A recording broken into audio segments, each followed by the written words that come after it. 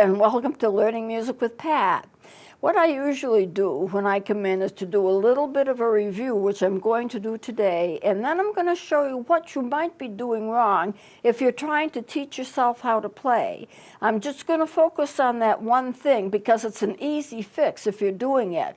A lot of times people decide they're going to teach themselves music, and so they pick up an instrument and they play some notes and they get it working, and so they play and play, and they think that's good, now they're a player. But the problem is, if you don't have the proper instruction, you're likely to pick up some bad mistakes that will prevent you from making progress in your musical career or whatever it is that you're aiming for.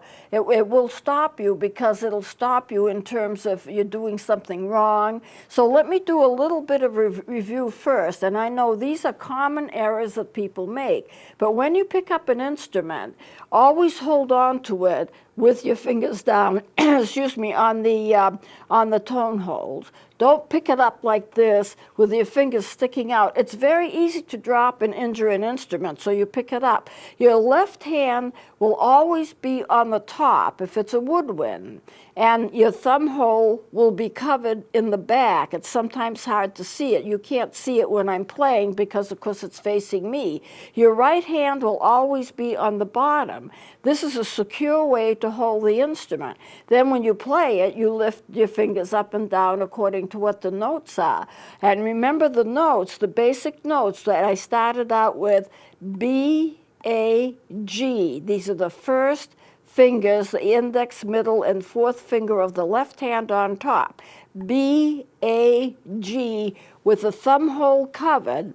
And then on the bottom of the instrument, the right hand, F, E, D, B, A, G, F, E, D. When I was teaching students at a school, at an elementary school, I always had them memorize the word bag fed, B, A, G, F, E, D. And then that low C comes in right here. And there's usually two little holes. Not all instruments have two holes, but many of them do. And you cover both of them. And so if you were to play a C scale, this would be your C. It's the second hole down. Then you flip it and you get that B. And then you go B, A, G, F, E, D, C. So the whole scale would be C, B, A, G, F, E, D, C. Now that's an octave, it's a full octave. But you can play a lot of music with a full octave because what happens is when you have the notes, the scales, they repeat themselves. C to C, C to C, C to C. They all just repeat themselves. Now what I'm going to do first, I'm going to play a simple song that I just made up yesterday. But I wrote it to show you what you might be doing wrong. I'm going to play it right so you can catch what the melody is. But then I'm going to show you some fingering patterns that you might be doing wrong. If you're teaching yourself and you don't have a person who is there to help you, and you've never had any training with the woodwinds, then there are some typical mistakes that you may make. So here we go. It's just a short song.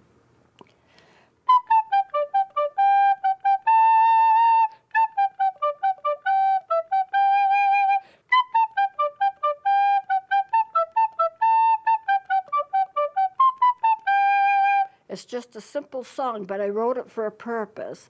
When some students play, they make the mistake of taking their hands off the instrument and putting them back on for every note. For example, I want to play a B, so I play the B. So I want to play an A. I'm going to have to put this in my mouth so I don't drop it. So instead of putting my finger down, I lift both fingers up and then play the A.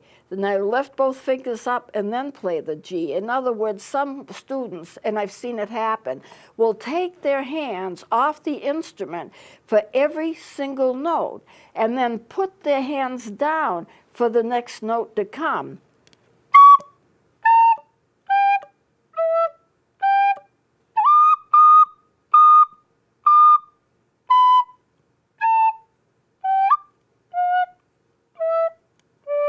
So that there's a separation between every single note. Well, you don't have to do that. If you have your hands, like for example, I have my hands in a G.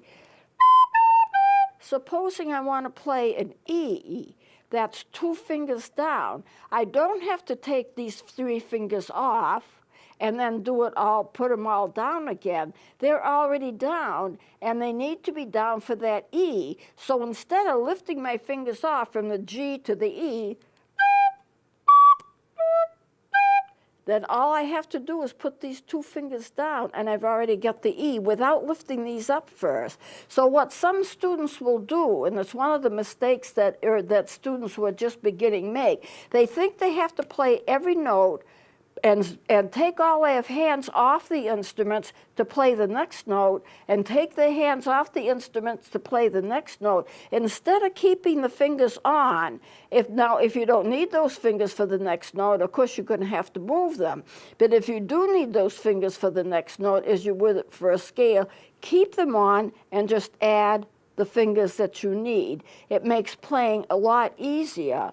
A second thing that happens with the students is the fact that they try to make a separation between every note. I've even seen flute students. I had a flute student come to me, and someone had tried to teach her the flute, and I don't know where they were coming from, but they taught her all wrong. And she thought she had to make a separation between every note. So if I were to play this, it would be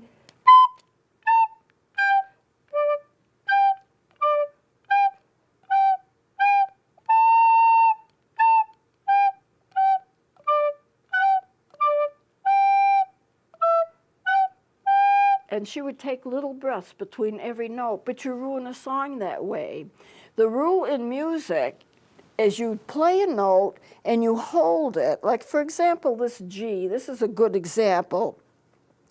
You hold that note all the way until you play the B. Now, if you need to take a breath, you take a quick breath there, but you may not need to take a breath. You can go just from the G, which is 3 beats, and this is the 4th beat, 4 and. This music has been written in 4/4 time. That means there are 4 beats to the measure, and that means that every quarter note, since this is a 4, which stands for the quarter note, every quarter note gets 1 beat. So if you're counting it, you can count this as 4 and. It's not a full measure. You wouldn't want to count it 1 and then start again. So you would count it as 4 and. It can be considered to be an introduction, but 4 and 1 and 2 and 3, 4 and 1, 2, 3, 4 and 1 and 2 and 3, 4 and 1, 2, 3, 4 and. So what you do with notes, you hold the note until the next one is played. Now, since this is tongued, there will be a tiny bit of a break as you tongue it, but not very much. So let me play this again, and I'm going to play it slow, and you're going to notice that I hold this A, this is an A, and it's a dotted half. How do I know that that's 3 beats? Well, a half note is 2 beats. A dot beside a note indicates that the note is worth half as much more as it was to begin with. So half of that 2 is 1. You add it together, that becomes 3 beats. And then the last 2 notes is your 4 and. The 8th notes are half a beat. 1 and 2 and 1 and 2 and 3, 4 and 1, 2, 3, 4 and 1 and 2 and 3, 4 and 1, 2, 3, 4 and that's the way it goes throughout the entire musical piece. And it's not a hard piece to play, but once you realize it, then you don't have to make separations between notes. You don't have to start fresh for every note. If you have a finger down or a few fingers down that you need for the next note, like if I'm going from this G to a D and I do it repeatedly, here's my G, here's my D. I don't have to take all the fingers off to play that D. You're going to need these 3 fingers for the D, and so I've already got those 3 fingers down for the G. So just add these. The other thing to remember, when you put fingers down for notes, you have to put them down at the same time. You can't be sloppy about it, because once you get sloppy about it, you're going to get notes that you don't want. When you want a good clear note, put your fingers down exactly on time and together. Lift your fingers up if you need to, like I'm going to go from this G to the C. If I don't pick these fingers up at the same time when they're supposed to be and be precise about it, I'm probably going to get an A in the middle. See, you get extra notes that you don't want. You have to be precise. So keep the fingers on the keys. If you need to move them off for a note, you move them off. If you don't need to, you keep them on and just add the fingers that you need. You don't make a clean separation and take your fingers all off. See, it's very, very clumsy, and you get separations between the notes that you don't want. You hold your notes up to the next note, and you tongue the next note or slur it, whatever the instructions are. And here you would tongue it, because I don't have any slurs, and I do not have any holes here. It's just a simple piece. So what you have to do is make sure that you're precise. Pull your fingers up. That's why I wrote this piece. When I go 1 and 2 and 3, 4 and. You notice that I put these fingers down at the same time, and they're down together at the same time, so I can jump from that G to that D without any trouble.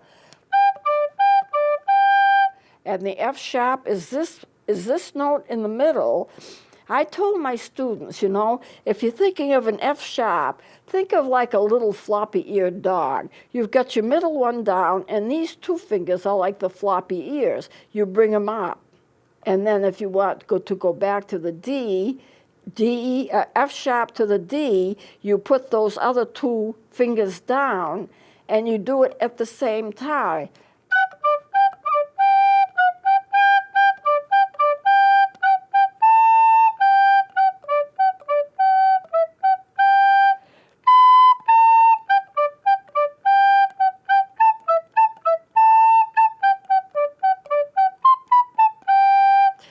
Every note has to be played crisply, clearly, tongued well. The fingers have to go up when they're supposed to all together, or down when they're supposed to all together. You don't make big separations between the notes. You keep your hands on the notes and only move them if you need to, or add to them, depending upon what the next note is. From that G to that D, you don't have to move these fingers at all on top. That's the G, and you're already playing G. You add the D to it. You just add these three fingers. You don't space it.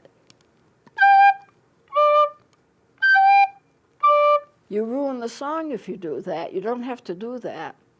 But I know students or people that I've seen that are trying to teach themselves, and they feel you have to make a clean break, have nothing on the instrument, play the note, take the fingers off, have nothing on the instrument, play the next note. But you get nowhere that way. How would you do a scale? Well, how inconvenient is that? You make sure that the fingers are on, and the fingers need to be curved. Don't hold them straight out, because you'll never be able to cover the holes right. They all have to be curved, slightly curved, and then the thumb hole on the back. And how would you get an octave? All you have to do is pull that thumb down so that half of the hole is showing, and that with that, what you have is called half-holing. You do that for sharps and flats too on some of the notes on the recorder. Now, the reason I choose the recorder to teach from is that it is an instrument that can play very beautiful and very complicated music. The recorder is not a toy. However, it also can act as a springboard and a training instrument for other instruments should you want to play them, such as the flutes, the saxophones, the clarinets, oboes, and bassoons. So they all have a similar kind of pattern here, and you can learn and transfer a lot that you do on the recorder for the other instruments. It doesn't work with every note, but it works with quite a few. And I know I've said before, the saxophone fingering for a C major scale is exactly the same as it is for the recorder. You go C, which is your middle finger, and then flip and get that B. And remember, you've got to flip at the same time. At the minute that that C, you play that C. If you want the B, you flip that down and the other finger comes up. And you can't, you know, it has to be precise. Then when you're there, you're on the B, you add each key, A, G, F, E, D, and then the C. That's exactly the way it is on a saxophone. I know because I play them. The saxophones, the clarinets, the flutes, the oboes, bassoons, they all have a similar kind of fingering pattern. And some of the fingerings are exactly alike, but not all of them, because after all, it is a different instrument. So when you play it, make sure that you put your fingers down where they're supposed to be at the same time, not flattened, but curved. That's the only way you can do it accurately. Make sure that the hands go up when they're supposed to, down when they're supposed to. Do not try to clear the instrument and play every note like it's a new note when you have the notes that you already need, like going from this G to the E. All I have to do is add these two notes.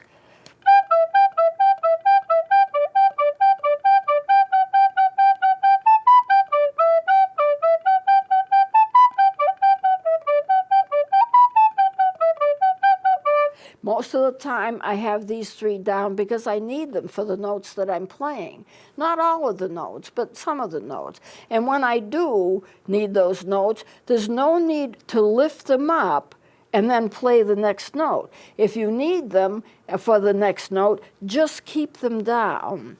Do not make separations between the notes that you play. And play the notes one right into the other one, and just stop and do quick tonguing or a quick breath, whatever you need to play the next note. So when I play this, I'll play this again, and when I get to that A, I'm going to hold it right up until the time I play this next A. And when I get to this G, I'm going to hold it right through to the time I play the B. I'm not going to make any separations.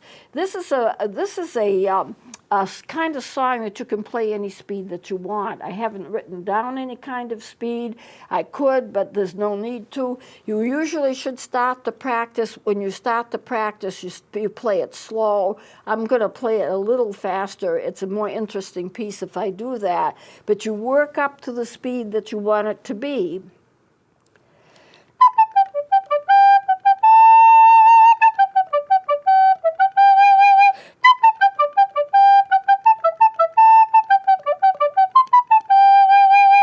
Now I played it faster, but you'll notice that I held that A right up.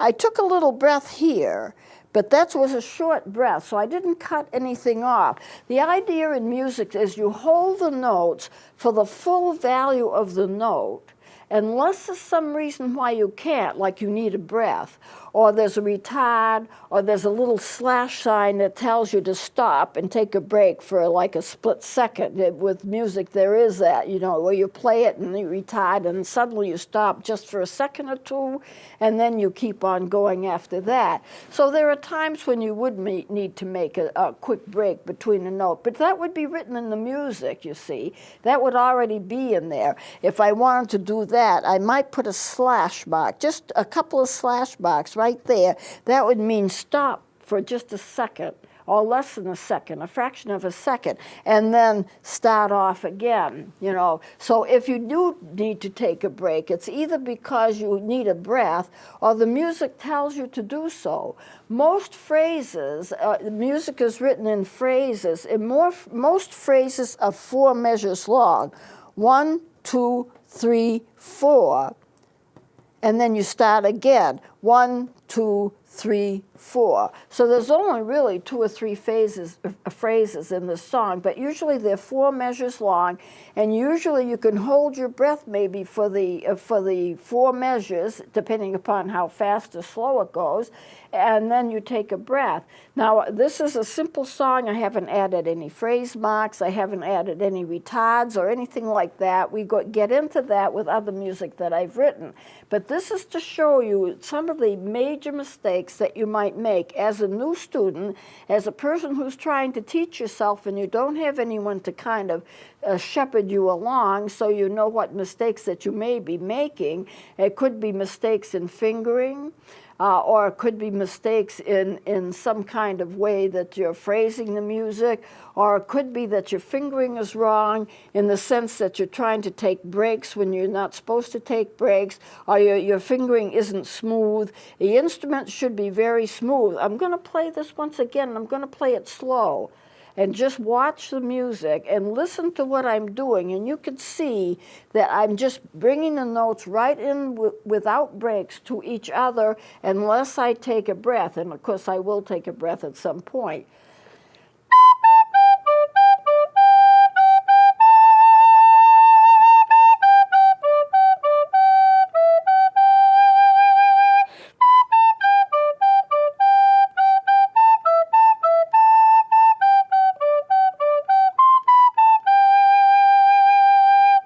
Now, you'll notice that when I do have a quarter note, most of it, like right here, here's a quarter note right there. I bring that right in. I don't take a break before that quarter note. So I'll play just that line. When I play that note, which is an F sharp right here,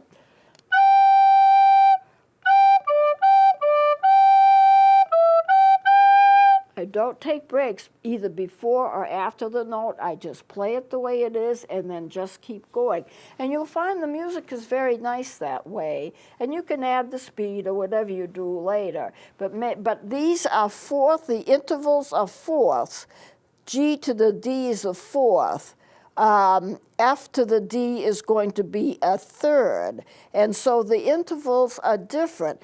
G to the D is a fourth again. A to the E is also a fourth. So I'm teaching you about the intervals in music, and you just play them like regular notes because they are, and just kind of be smooth about it. Play one note up to when the next note is due, and then play that next note. No break unless you have to for a breath, as I said, or the music tells you to do it. And this, I want to point this out here. It's 4/4 time. I've ended the song with 3 beats. So where's the 4th beat? It's supposed to be a 4th beat there. Well, you count this, 4 and these 2. This is 1 beat, and that makes up for the 1 beat that's missing in the last. Now, a lot of times music is written like that. I don't consider that to be critical by any means, but a lot of music is written that way, and it kind of makes it mathematically correct. 4 and this is 1, 2, 3, 4 and. Now you're not playing it. At the end, when you play that note, that's the end. And you have those double lines to tell you that the music, that song is now done. There's no repeat signs or anything like that. But in order to make it mathematically correct, if I have 3 beats here and I have 1 beat there, in your mind you kind of put them together and it's mathematically correct, even though you're not playing this when you play this and you're not playing this when you play this, but mathematically it works out. Well, I'm going to close it here, and we'll be doing something else next time. Please join me then.